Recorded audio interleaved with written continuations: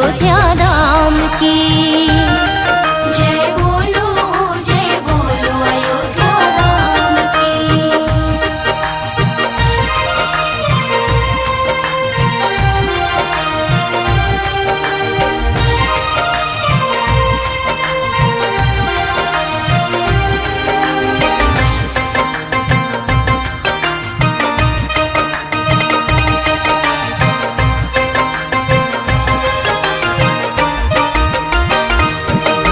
जब रघुराई इस मंदिर में सिया के संग विराजेंगे, भक्तों का मन हर्षाएगा, खूब ढोल नगाड़े बाजेंगे।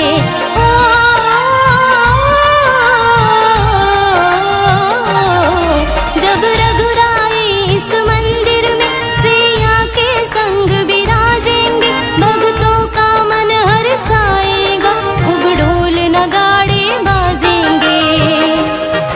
जब जयकारा गूंजेगा राम के नाम की, जब जयकारा गूंजेगा राम के नाम की। जय बोलो अयोध्या धाम की।